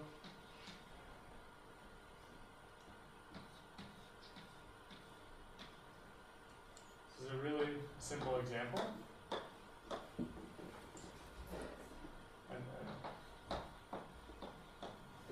So let's say the white is ICMP, and let's say that the green is TCP port 123, and the orange is TCP port 0, and the yellow is TCP port 80. Each of these lines represents a hop before the connection is opened by the server.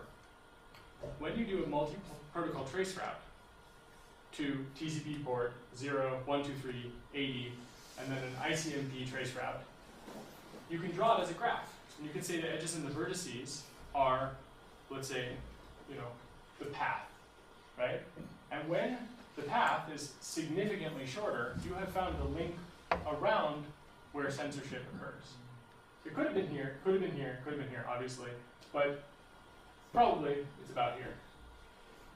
And you can also tell for what protocols they do the censorship. And then you can have a lot of fun. Because now, without ever even talking, for example, to the server, since you know it's 3 hops away, you can set the TTL on your packets to be low, and then you can just flood the server, and it will never even reach this guy, no matter what protocol, no matter what port. So you can do all kinds of crazy port scans, and you can even make a TCP connection and then set the TTL lower and do an in-TCP connection traceroute, right, where you set the TTL and then watch it. You can do this in a stateful or a stateless way. And then you start to figure out where the locations are. Then you can start to look at latency, and then you can start to look at whether or not you're changing the latency by probing it in particular ways, like maybe getting it to use more CPU time or not. Crazy, right? Well, seems like a lot of fun.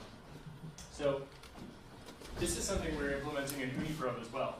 So you'll be able to find a man in the middle, and then burn its CPU time, right? So you can plus the internet to find what gets through and what is going to take less time. yeah, exactly. Yeah, we're trying. I mean, in a sense, it's fuzzing, but more intelligently than just throwing random data. We're trying to really actually understand the state of things. And usually here, like for example in Lebanon, they have like a squid proxy, and it's unpatched. So it's this old, unpatched, free software, piece of garbage. Good software in general, but the old version, really bad. Lots of buffer overflows or whatever. DNS spoofing is possible. You get that. For example, when that box does a DNS resolve, if you're the authoritative name server, you can see what they use for DNS. You can poison DNS for the whole country, right? Because they all go through a filter that does a resolution. It uses a name server. DNS isn't secure. You can pre-poison it. Like, there's just hilarious misconfigurations. So from a national security perspective, these are just like a joke. You put this on your country's network, and all of a sudden that's it. Someone just comes along and compromises this, right? Your whole national infrastructure, your whole communication systems boils down to whether or not Squid is secure. I wouldn't make that choice if I were thinking about it in this case. And then there's other hilarious things like this box, its CPU is so loaded it has so many TCP connections open that your latency goes to like 10,000 milliseconds before you even get an ACK. So you send a SYN, you get a SYN ACK, it comes back from there, but it takes like sometimes seconds because the box is so overloaded because of the traffic. They introduced, I mean, as John Gilmore is famously quoted as saying in Time magazine, right, it says, the internet treats censorship as damage and then routes around it. So they are literally introducing things which when we look at them with these tools, they look like damage. And in their case, they try to make it so you can't route around it. Obviously you can if you buy an expensive satellite modem, you can if you're the ISP and you have like multiple uplinks or something. But you can at least figure out which link is responsible. So you can do a kind of traitor tracing. Right? This ISP definitely at this link has a problem. So kind of useful to do that. And so we're planning to do this. We're even planning to have bounties. So you come up with a novel way of doing a particular kind of trace, or you come up with a novel way of doing a particular type of censorship detection, and then maybe we'll like kick some cash in for free software implementation or something like that. And then everybody gets these tools for free, not one human excluded. And then we can all run them, and then we can all collect the data, and then we can all infer things from it. We'll even be able to tell like the market share for some of these censorship systems, for example, from these data sets, which will let us know which of these companies is willfully violating embargoes, for example. Totally happy to hand that over to places that enforce those sanctions, for example, put some executives in jail. So, any other questions? Yeah? Yeah, do you already have an idea? Just coming back to the Iran issue, how good the obfuscating proxy is working? How many people can come back to Tor? Yeah, so like I said, we weren't really ready. So there's an arms race. We spent a lot of time trying to not build snake oil crypto, which means that we spend probably too much time thinking about things. And we had not really even had any builds for people to use in public for this software, ever, really. And so now we are promoting the software, saying use at your own risk. We believe it gets by. We know that it gets by their censorship attempts right now. Who knows whether it gets past their detection attempts? Totally separate, right? Classification and then blocking are not necessarily going to happen at the same time. It does work, but now we have to solve the discovery problem all over again. So I handed out a dozen of them today, maybe. But I did that by Iranian users coming and talking to me over a secure protocol or through a bounce, or they called someone on the telephone, they got onto IRC, that asked me, I told it to them on IRC, they told the person on the phone, they put that into their client. You know, that's pretty crazy, right? But because we weren't really ready for it, we have a separate problem, which is that it's not integrated into our metrics system. So even if every Iranian user switches to obfuscated proxies, we are not going to get that metrics data right now. We were not prepared for everyone to start using this today. But we want people to have this option. We want to build this alternative. So we're doing that before we care, like before the metrics come in. But I imagine what it will look like is the graph of Iranian users, you know, which is sort of constant and then going up, and it constantly increases. It's going to go like that on the graph, but everybody that can will still be using it. And we're going to have to start producing software and sending out software that uses the obfuscated proxy by default. So one thing we'll probably do, which is the only smart thing that UltraCert ever has done, which is look at the language that your computer is localized in, and look at the language that your computer is localized in, and if you're in Iran, probably by GOIP standards, you should be using the obfuscated proxy by default. So making slightly different protocol, like link level protocol decisions based on your country, based on intelligence that we've gathered. I'm really reticent to use the word intelligence in that case, but by learning about what we think. But we don't want people to stand out in the anonymity network, so that's a really hard problem. And plus the discovery problem is really hard. So we could try to make it so that every Tor relay that exists, for example, also supports the obfuscated protocol, and then everybody can do it. It's done just by stateful packet inspection and classification, but it's not clear. It's not clear how to solve that. So we think people are using it now. I mean, we know people are using it now. I have not helped 70,000 people to use it though, and so we're kind of back to square one on some of those things. But at least when they connect, they get the same network they were using before. It's a really hard problem. I've been working on a way to distribute bridge descriptors, which is kind of crazy. Have have you ever heard of any of you guys have ever heard of like Inmarsat or Thuraya? These are like satellite systems. So I have a satellite pager, which like, do you guys remember, did you even have pagers in there? Yeah. That was like the most annoying devices ever in a movie theater. Well, these things don't work inside anyway, so no problem with them in the movie theater. But they're satellite pagers, which they have a very special property, which is that they're receive only. And that's really quite something. So it means that all you have to do is be near the spot beam to receive it. And if you're near it, you get a message. And it's about as long as an SMS. And it's possible to send messages via a web form to these pagers.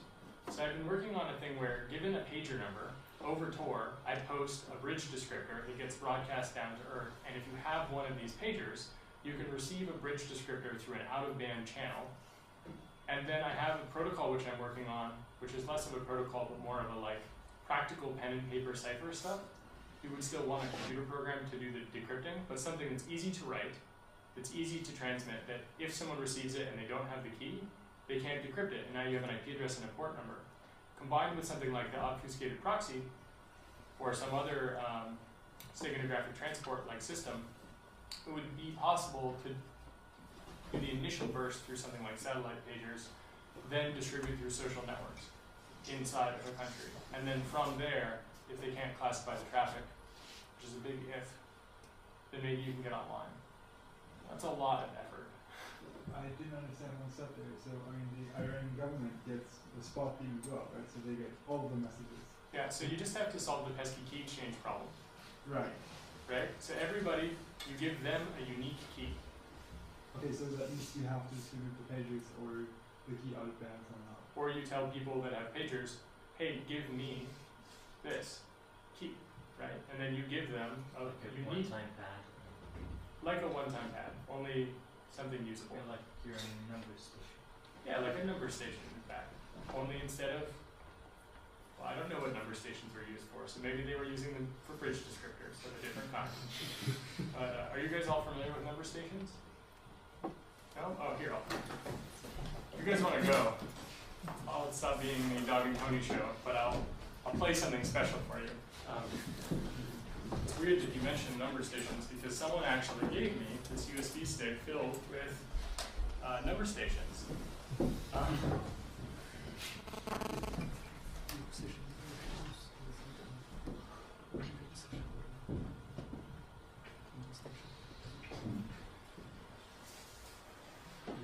was wrong. It says USB. Oh boy.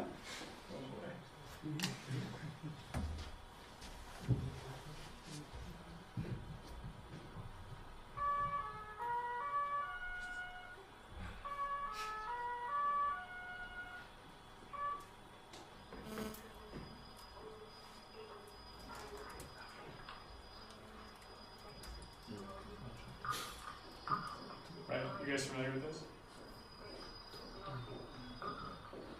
So there are just these like high frequency radio stations where people don't really know where they're located. And they just read numbers and letters. And if you're anywhere in the world, you can hear them. And she has an accent. I'm school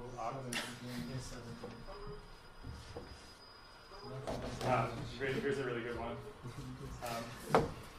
This one's great. This is like Tyrolean. It's a Tyrolean number station.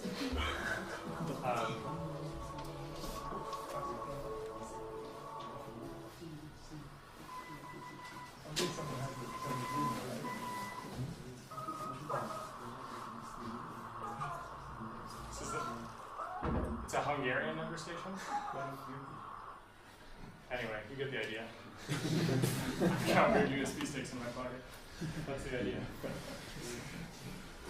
Yeah, so I mean, I'm trying to find a way to do something similar and workable that works for everybody, where people who want to distribute bridges, if they can at least do one cryptographic key exchange, they would have a way to get a bridge descriptor and new bridge descriptors issued to them on a regular basis. Of course, you have the same problem, that's basically the bucket problem, which is that if you only have 500 and you can perform a Sybil attack on clients, then you have a problem, right? right?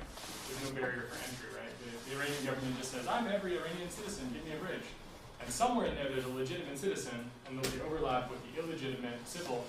And now you've handed out the bridge descriptor twice, and now that IP address and port number is done for. And the solution to some of these things, telex, or a decoy routing solution like telex. Telex was invented by Alex Halderman and his students at the University of Michigan. The basic idea is you depack and inspect for good. So you see a TLS connection with a server that's legitimate, that you're allowed to reach, that's on a whitelist, and without having them collaborate at all, just like this. You have, for example, a person here, you have a person here, and this is like your legitimate bank here, so you have like an SSL site, you have the client, and it's totally allowed to make that connection and everything's fine. Well, in the client random field of the TLS handshake, which is one of the very few random fields that you're allowed to have in almost any protocol, what you do is you embed an actual ECC signature, or an ECC message of some kind. I forget exactly how he does this trick, but the client random field is small enough that you can put an identifier which is supposed to be random, and if you don't have the key, it is basically as good as random, assuming that their math is right. And what happens is that the depackment inspection machine is here, at the border of the country. And it looks for candidate SSL connections, and it looks at the client random field, and when it finds the correct one, it allows you to make the full connection to the server, where you've done the full key setup.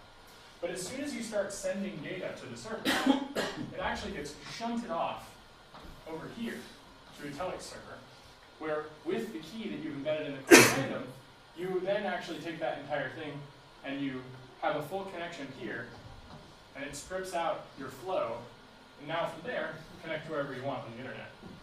But as far as this guy is concerned, watching here, you're just going to a bank. And as far as the bank is concerned, telex tears this connection down.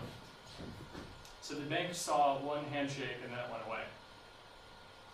So how do you put yourself between the sensor and the bank? Well, you surround the country with depackment inspection machines.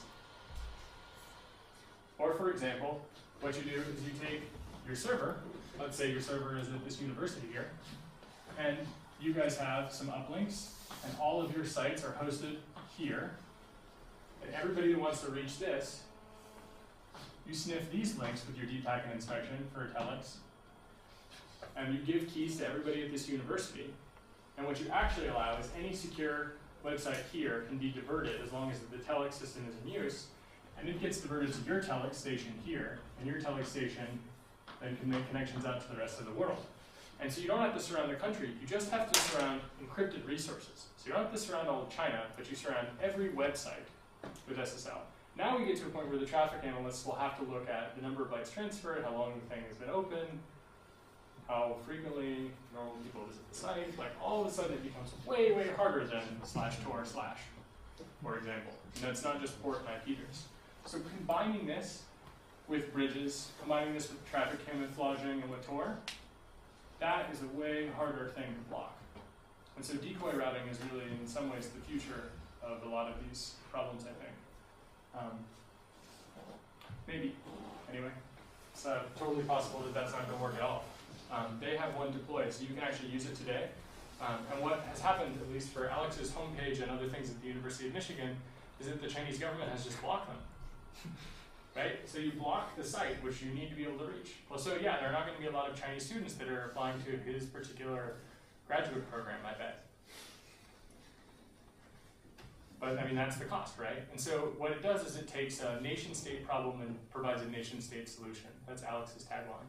And when you combine the decoy routing with the anonymity network, you don't have to trust the decoy routing to read all your packets, because maybe you don't trust them. Right? You trust them to give you availability, but you don't trust them to give you privacy, security, integrity, authenticity, and so on. So we're going to have to compose some of these systems, but now you, again, have to get the key for telex out to people. So like that satellite pager thing I mentioned could be useful for getting the key that you only need once for tagging your traffic. And that's a hard one. Alex Halderman did that with Ian Goldberg, the creator of OTR, the guy that broke a bunch of stuff. I think he didn't break 851, did he? With David Wagner? Was that what he and Nikita did? First break, Yeah, they did the first break. So these are smart guys with a long history, and smart gals as well, working on this, and they're really impressive. It's hard stuff, especially the deep packet inspection stuff, because you have to get the deep packet inspection devices nearby. And you introduce a pretty big network security vulnerability when you add DPI to your network also, especially if you can not just inspect, but then make connections through the telex station. Like what happens when there's a bug in your telex station? It's a pretty big problem, I bet, especially if the bug is in the DPI side, and then you can maybe sniff all that traffic. So there are trade-offs to be made here. Yeah. Anyway, you guys look like you're tired of me talking. So, are there any more questions at all? Or? All right. Thank you for your time.